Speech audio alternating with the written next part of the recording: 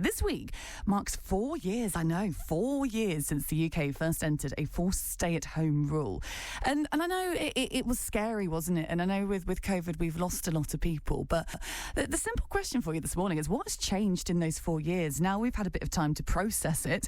I don't know about you, there's a lot of it I don't really remember now, which is quite bad, isn't it? But I think for a lot of us, we kind of just, it was so traumatic, we just went, right, we're going to put it over there, and a lot of it is kind of been forgotten now. But I think there was some good to come out of it, and maybe where you are now is a very different place to 4 years ago. Maybe something changed, maybe you took up a new hobby, or maybe it was a complete career change for you. 0800 389 7321 to give me a call this morning, or you can WhatsApp 08000 321 333. Just make sure you pop Norfolk at the start. And I think, and I found this as well, I did the vaccine volunteering when that came out, and I think for me it was a case of looking outwards and going, what can I do to help other people around me? And I know lockdown gave people a chance to work together for the first time to help other people. And one of the groups that came out of this is the Bungay Community Support, which started live, I think it's about 4 years ago this week. Sue Collins is chair of the Board of Trustees and joins me. Sue, good morning.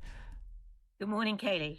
So tell me the moment that this group was first formed then. Well, it emerged from the town council. I was mayor at the time, and we knew that some pretty difficult days were coming up. So we prepared ourselves, and we got a team together of volunteers to make a group who would support all those who could no longer get out of their homes, couldn't do their shopping, couldn't get their meds or anything else.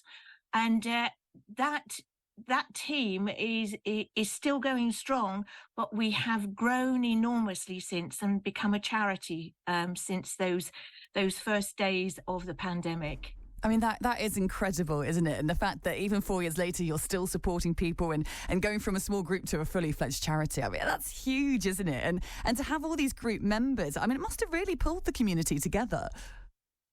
I think that's when we're looking for, I suppose, silver linings to very dark clouds, then yes, you would definitely say that that's what happened.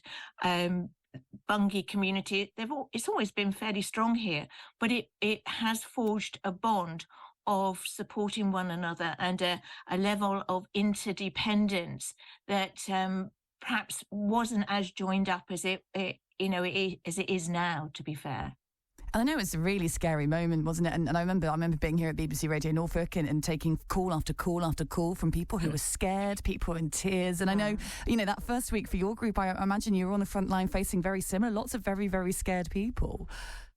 Yes, yeah. And we had to resort to quite extraordinary ways of doing things, given the constraints of lockdown.